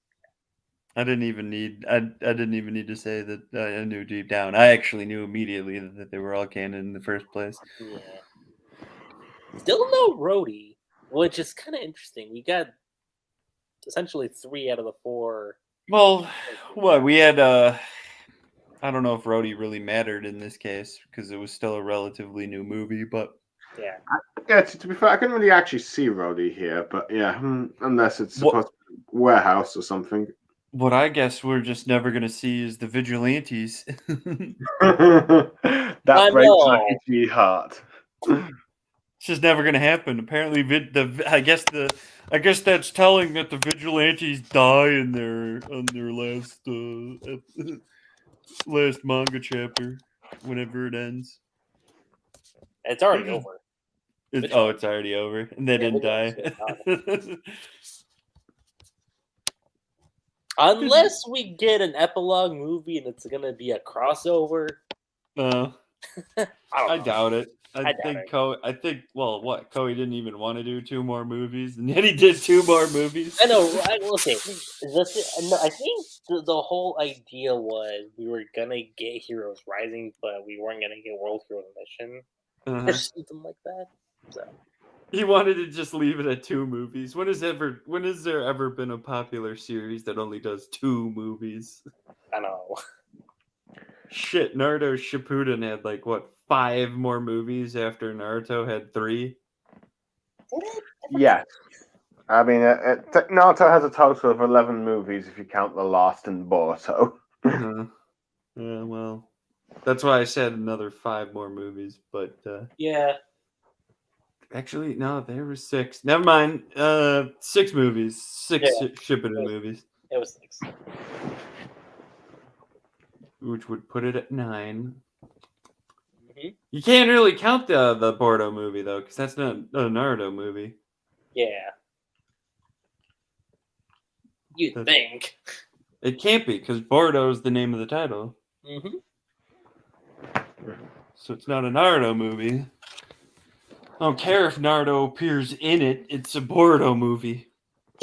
Yeah, this is why I don't think it really serves as a proper epilogue to the series. But yeah, let's see. But yeah, let's see. I don't know. I've just been having a bit of debates with someone like that for a while. But anyway, I suppose No one apparently likes seeing the graph that that the manga is terrible. Like it barely scraps by at 100,000 book sales in Japan. That's I don't- saying something. Yeah. I have the image too, and I'll send it if I can find it. But I have it saved. I have it saved on my phone. Volume 19 didn't even make 100,000 yet, unless it finally did. Fair enough. But yeah. But anyway, I think it's probably just to get on the overall talks of this chapter. The anime is superior, but the anime people tell you the manga's superior. Which one is it, guys? Because neither one are. At this point, I'm glad I'm like, you know what? I'm just taking a step back. I'm not even getting involved anymore. So this one kind of had a lot of going for it, but now the second part's really just kind of I don't really care. I will admit, it does feel like you were just in the middle of this epic battle with All for One, with like Gargamachia, giant Mechia changing sides, but now you had this. How many times do we need to be told that the story is going to be told? This is like the 3rd time now. Mm-hmm. Yeah. Because we had the business department recording, and they're like, yeah, this will be recorded for history.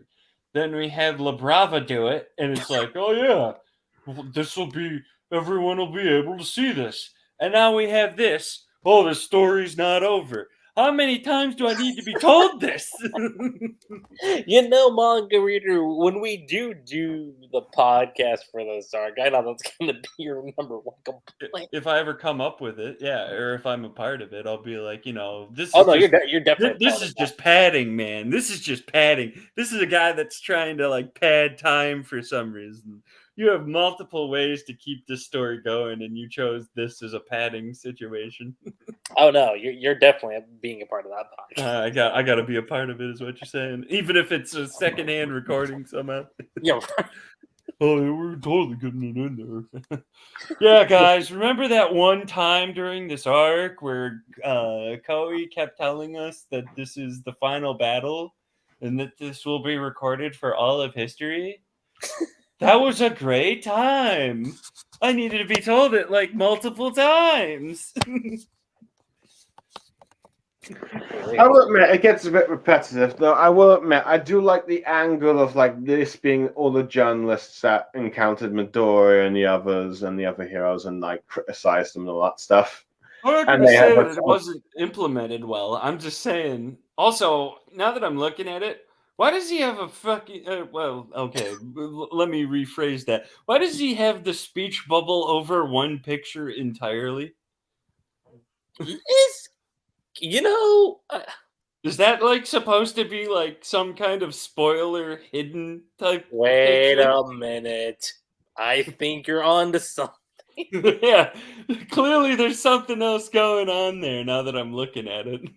They could have put that speech bubble literally anywhere. Anywhere, yeah. And they chose it right over a picture. I think you're right. Maybe we are getting something.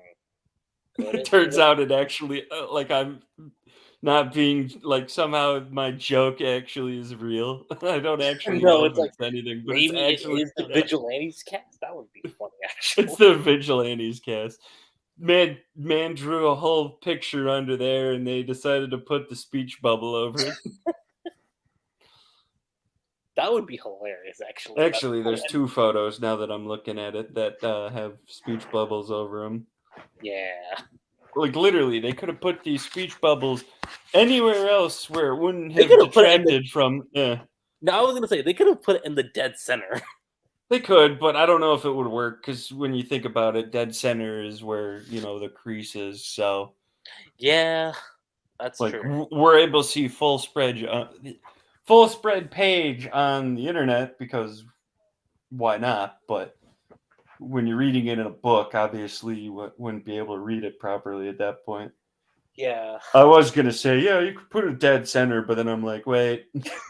Yeah, that's like from the volume standpoint, too. Yeah, that's like a point, actually. I don't know what the cell phone picture need to be in there for, though. Is that a spoiler, too? Yeah, random person's hand with cell phone. That was clearly a very important moment right there. And Then there's we have someone this- else who's covered, too. Wonder who Yeah. they- Then we have the hand with the mouse. It's like, oh man, that was clearly something as well. Actually, it is kind of funny to me that they have Melissa's essentially face cut off. Yeah. It's like, who is that? I'm like, Is that Melissa? Yeah. I don't know. I guess it's just they just wanted to do a sort of montage of just like familiar faces, but not directly in your face about them. Yeah. all I'm going to say is, when we do get the last chapter, I'm not saying this should happen, but it would be kind of cool if they actually all showed up and be like, hey, Deku. It's not ogre yet.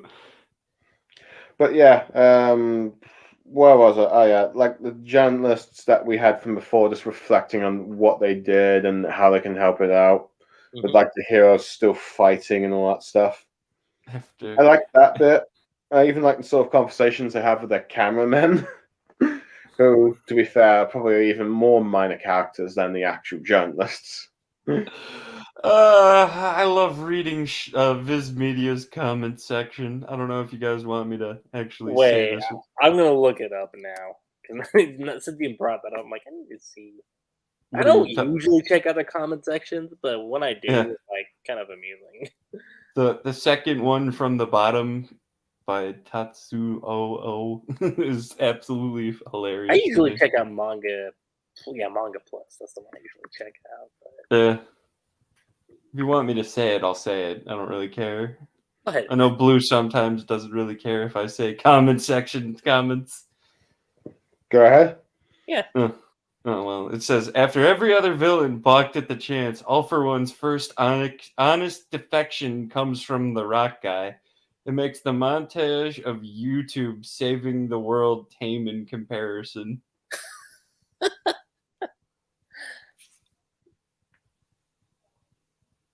YouTube saved the world. Let's see. Considering that Melissa has been confirmed as canon in the manga series, this could all but confirm that she was the one that made the gauntlets Deku used during the Dark Hero arc. After all, Alma did point out that the gauntlets were from USA, but a full confirmation, or something close to a full confirmation, would still be needed. By the way, there's a rumor that MHAs will be going through a sudden break. Well, yeah, we know that now, but supposedly the reason for this break this time around has something to do with production reasons? Huh. Someone's saying Rhodey is actually somewhere in here. Is he the one holding the phone? It's the only one I can think of. Where is Rhodey then? Think about that. Yeah, I don't see Rhodey. Isn't it with the brothers, the kid's sister and the brother? That could be him. Like I thought that was his two. Like, are they the actual? Were they his siblings or were? Or did he only have a sister? I don't remember. We are going to look this up right now. I thought he had siblings. He did. Yeah. Wait a minute. Let's do a side-by-side comparison. Yeah, no, 1-for-1. Yeah, Royal and Lala are the two right there. So Yeah, yeah, okay, so Rhodey is there. he's the one either holding. I don't think I think he's the one with his arm looking at the guy who has the phone. Yeah. So yeah, Rhodey's in there. You just don't see his face, obviously. Mm-hmm. See, he didn't forget Rhodey. No. He just didn't show him like the way that you would think you would show him. Yeah. Because I've seen some people go like, "There's no Rhodey in the chat." I'm like, well, oh, but once you brought that up, I was like, wait, I gotta look this up now. Yeah. I had to relook at the picture. I'm like, wait, are those his two siblings right there? And it's like, yeah, that's them. So yeah, Rhodey's there. I think he's the one that has like the funny scarf aspect or tie. Yeah, like once you brought up the fact that Rhodey had siblings, I was like, oh yeah, Yep. that's a good point. This one comment section just said, "Movies are now canon." I mean, Yep. kind of. Well, too bad you didn't already know that they were. Koei, I think. What didn't Koei say they were canon? I mean, we already saw 9 though, so yeah, he was already involved. yeah. But I mean, we've also had chapter like prologue chapters. So where exactly does World Hero Mission fit? I think wouldn't that be some? I think that would have to be somewhere around the Endeavor Agency arc. I would assume, like maybe right That's the only way it would have been. But I'm just trying to figure out specifically in the time frame. on the timeline. Yeah. Wouldn't it be just before that they like save Shoto's brother from the villain? Technically, yes, but yeah. At least during the time period of the Bad Batch, from like the Clone Wars era to the Empire era. Yeah. Well, let's see. 2 heroes would be in between the exam arc and the summer camp arc. That one's pretty easy to determine. Oh yeah, 2 heroes. Yeah, I always forget that 2 heroes is the first one. And not the second 2 one. heroes would have right? made work. Yeah, 2 heroes would have made sense for the second movie, and heroes. I mean, Heroes Rising would have made a better first episode or first movie. Where would title. I forget? Where would Heroes Rising actually take place? Would that be after? Well, it would have to be basically. Well, with Shoto and Bakugo both being there, though, it would have to literally be after. I mean, it would have made sense after the Pro Hero exam, but then Bakugo and Shoto shouldn't have been there because they're not allowed to do hero work.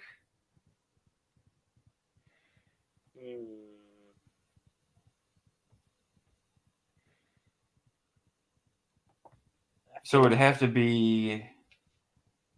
It would probably have to be like at the very least before the Meta Liberation Army arc, I would guess. Because what we already had. But Deku doesn't use any of the other quirks either. No.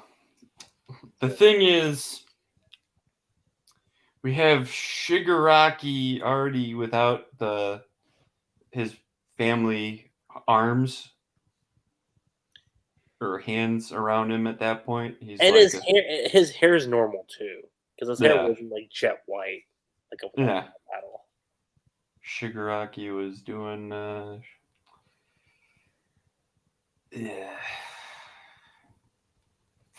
I'm curious now. I mean, I hate to continue derailing this, but I'm actually kind of curious, given that this is still technically on topic, since we know that these are characters that are proven, like this stuff is proven to have taken place. It's just, where does it fit in the timeline?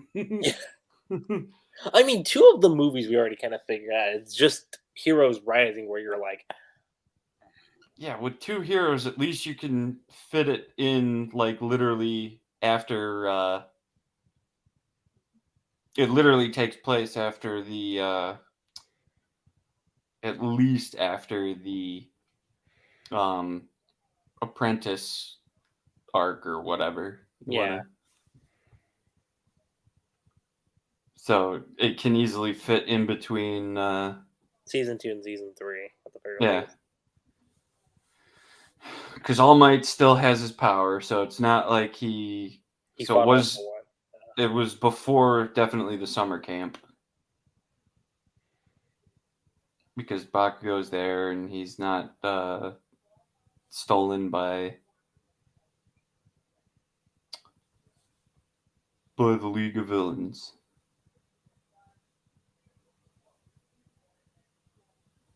So, and by that time,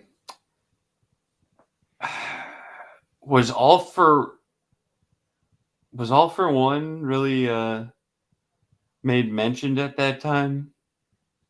All for One, he wasn't. I don't think he was mentioned in the Heroes Rising per se. No, I'm talking about, well, for 2 heroes. Oh yeah, what was it? Because Wolfram, All Might right? knew who it was, but I'm Yeah, just no. trying. Wolfram described that he got a call from an associate of his, and I guess All Might made the connection that it was Secretly hating, Wolfman's invasion.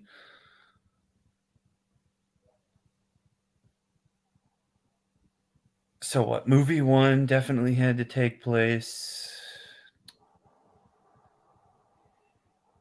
I was like looking at the Wikipedia, but they don't really actually have a time frame in here.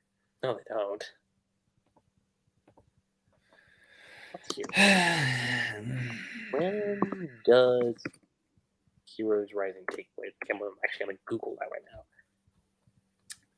Oh, I like that answer. In the middle of a manga chapter. Okay. In the middle. Yeah, no shit. It takes place in the middle of a manga chapter. Just that by itself. Blue, you're awfully quiet. I know. Did Blue die? Did Blue pull a me?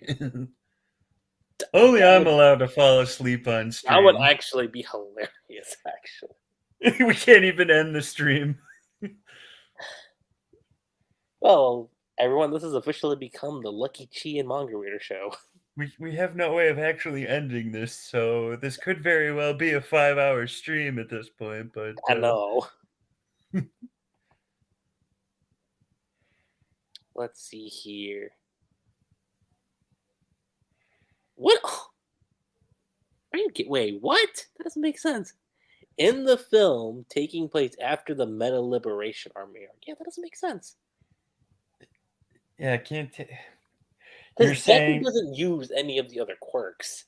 Yeah, he didn't use Black Whip, but he already has access to the 100%. Not necessarily that he can use it, but he knows what the 100% power is. So it would definitely still have to take place after the. It definitely takes place after the.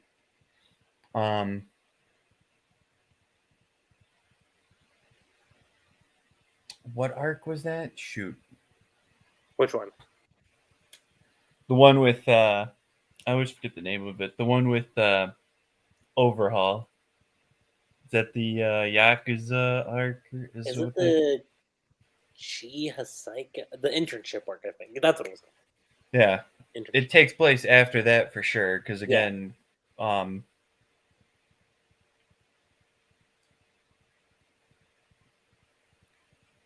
we already had Hawks by that time.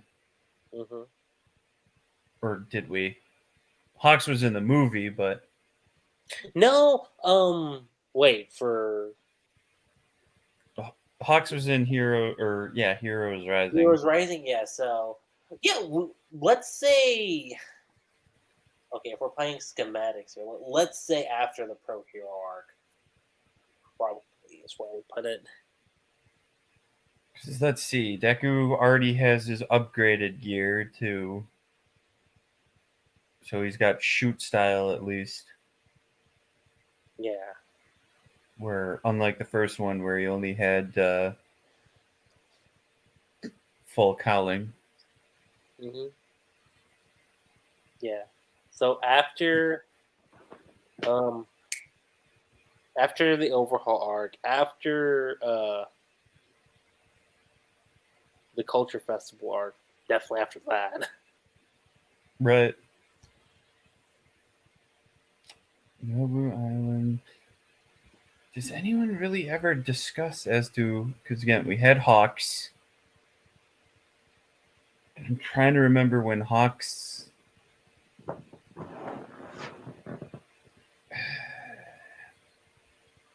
When did Hawks appear? Around. He appeared in the Pro Hero arc. Oh, there he is. Oh, there you are. Sorry, I guess. We were worried that you passed out. I was like, Yeah, I almost did a Mangareader there. Hey, we were just discussing that. It said 5-hour stream right there, man. And we have no way of ending this. like Mom, we were both like, if he's asleep, oh my god, We're doomed. Oh, No, we're just sorry. discussing. We're just trying to figure out, considering that this chapter's how it ended. We're just trying to figure out where the movies take place in the timeline.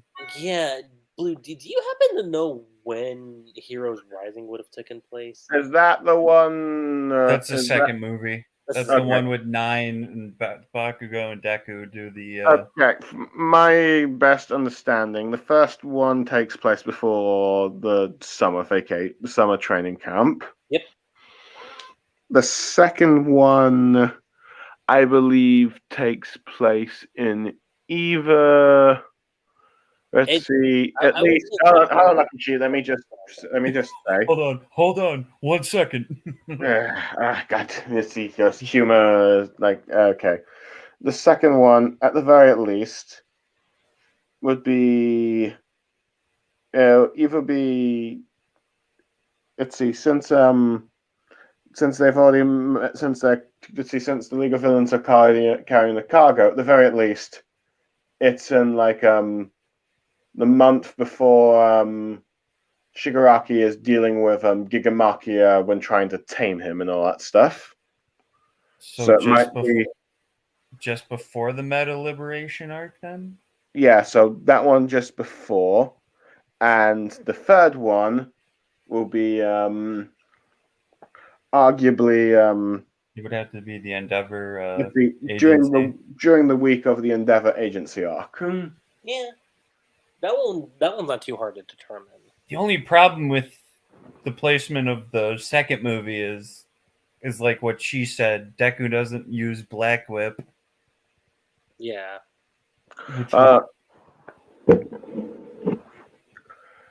My guess is let's see. Okay, so I would say the movie is it will be before the joint training arc. Remember the sort of flashback with the League of Villains.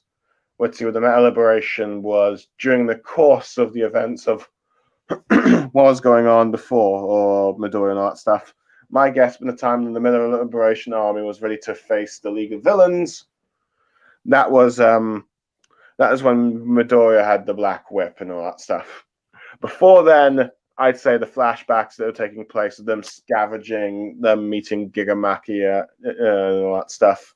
I think during that time period, had Black Whip. That's why I'd say how it works the timeline. Yeah, I guess it could make sense to just be like in between an arc. I mean, you're right in that while the heroes were doing their training battle between classes, the villains were doing their own throw over event essentially. Mm-hmm. So I guess that could make sense. But yeah. It's so weird. The only reason I know that it had to take place after because in order for Todoroki and Bakugo to even do hero work, they had to have their provision license. So it would have definitely had to have taken place after they got that, for sure. So it would have had to have been around the time the Meta Liberation. Yeah. So anyway, just to sort of wrap this up, I'm just going to say some of the things I liked about the second half. Let's see. I've already talked about. I liked how the reporters you had there. I definitely liked the sort of bit with I did like that brief panel you're seeing of Midori and Shigaraki close up fighting, and you're showing that everyone is watching that fight. And of course, I did like a sort of see journalists reflect on what went on and how they want to at least show the world, regardless who wins or loses. You have people fighting, and that more people are watching Gentle's thing, and of course, everyone watching, be it the characters that have been in the manga, such as the president, the Akbar, the international heroes, and those that are from the movies. And and maybe that shock dude, then that one panel was in one of the movies, but yeah. But I don't know. It seems like a bunch of British heroes there because of Big Ben. But yeah. But I do like that this might be the sign, of course, that you have the heroes, you have the public starting to start to support the heroes again in Japan. Or at least they're getting the more full picture. Because the fight's not over yet. Overall, I'd probably give this chapter a sort of 7 out of 10. I mean, the first bit was arguably the best bit, but it does feel like it was a strange cutaway to the journalist bit. I mean, it had some nice moments, but it feels like stuff like this could have been done much sooner. Probably. I'd say so. Or just not done at all at this point. So, how would you guys score it? 40x. I don't know. Does someone want to do it before me, or do I just go next? I guess I'll just go next. I guess if you split it into parts, the first part was at least maybe 8.5, maybe 9 again. Just because, learning about Shinzo, how Shinzo's quirk really, really works. It's kind of nice.